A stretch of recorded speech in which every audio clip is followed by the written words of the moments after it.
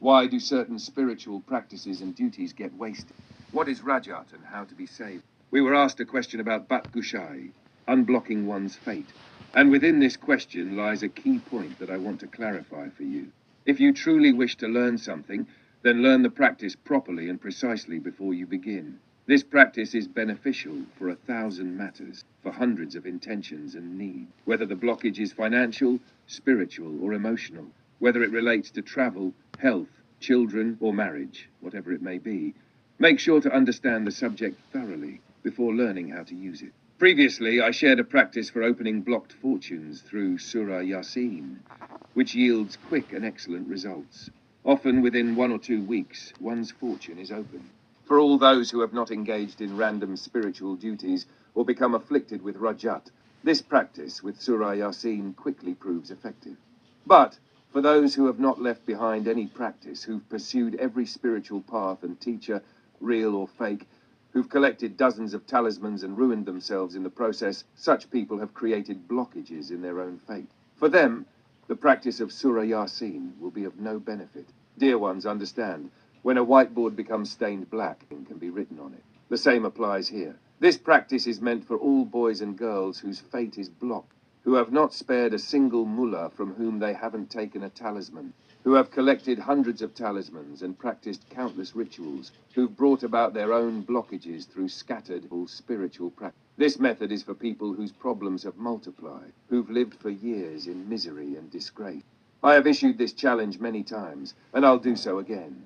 Once someone is afflicted with Rajat, no one can identify their problem.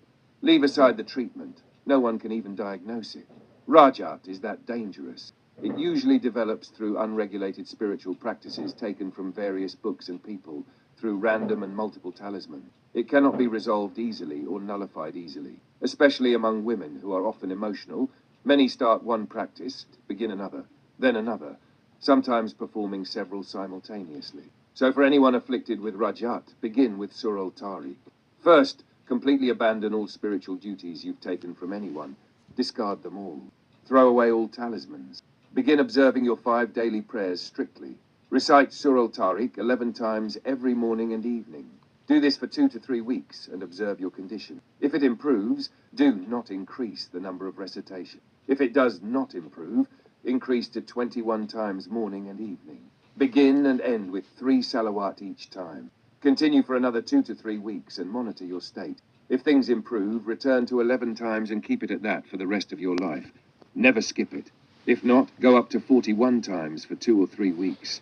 If improvement comes, don't increase further. Stay at 41 for a while, then slowly reduce to 21 and then to 11. If things don't improve at 41, increase to 70 times for 2 to 4 weeks. If still nothing improves, go up to 90 times, 90 in the morning and 90 in the evening, sustained for weeks. At the highest, you can reach 111, 11 times morning and evening. This is your final weapon, your last battle with the devils. Why does Rajat occur? Rajat arises through jinn. It is essentially a form of magic through jinn, or their hostility. Remember this well so you don't say later that you weren't warned. As you gradually increase the recitation over weeks, once your condition stabilizes and blockages begin to lift, decrease the recitation slowly, just as you increased it. Do not reduce it all at once, or your condition will deteriorate. If you reached 111 recitations over several months, return to 11 in the same gradual way. Once you're back to 11, continue with that morning and evening for the rest of your life. Then all blockages, whether of fate, wealth, family, children, or travel, will open. Also remember, when you combat Rajat, you are essentially declaring war on devils. Not hundreds, not thousands, but millions of devils will die and become your enemies. Thus, you must recite Surah Al-Tariq for the rest of your life to protect yourself. Otherwise, these jinn will lie in wait, ready to take revenge the moment you stop. Every time you finish the recitation, blow on your hands. Wipe your entire body with them, so you are spiritually shielded. Also, blow on your index finger, and then draw an imaginary circle around yourself and your home, clockwise from right to left, so your wife, children, wealth, and everything are protected inside a spiritual barrier. If possible, infuse water with this recitation and drink it daily to cleanse any diseases caused by Rejjat. Study this entire method 2 or 3 times to understand it completely. If your Rejjat is mild, your problem may be resolved at 21 or 41 recitations. But if it's chronic and strong, it might take 90 or 111 recitations. Once cured, reduce it gradually as you increased it. After Rejjat is nullified, all blockages disappear. Your business prospers, sustenance increases, health is restored, peace and joy return to your home, and all closed doors open.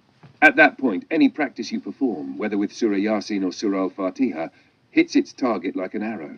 But until your Rejjat is resolved, no matter how many spiritual acts you perform, even if you collect 1,000,000 talismans, as I said earlier, Rejjat is a form of satanic retaliation. Why? Because when we perform practices without a qualified teacher's permission, and especially without spiritual shielding, we harm the jinn. When jinn are afflicted, they retaliate. Among them are sorcerers, just like among humans. If such a jinn is harmed by your practices, it will curse you, create blockages in your affairs, and affect your entire life. So look at your own actions. If you have taken random spiritual duties from various books and people, and used various talismans, and if every practice you do worsens your condition, you are most likely afflicted with Rejjat. Even if a practice helps, it might only benefit you for 3 days before becoming useless again. That's a sign. If you don't nullify your Rejjat, it may pass down to your children and future generations, is the only certain solution.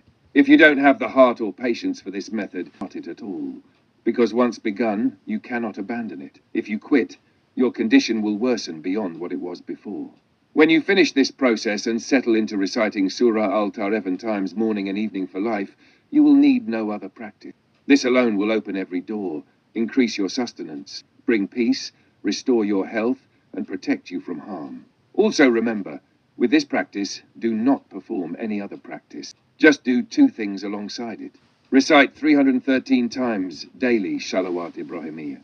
Say 300 daily Astaghfirullah, and give daily charity, no matter how small, even if it's just an egg. If you don't give charity daily, or if you combine many days into one, the practice will not benefit you.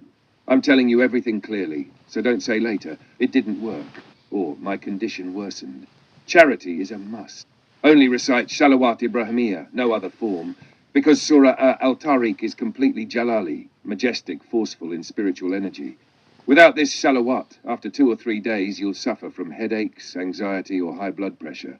You'll get irritable and start fights, even with your own family. But Shalawat, being mercy, will balance the Jalali force and keep you calm. Recite it at least 313 times.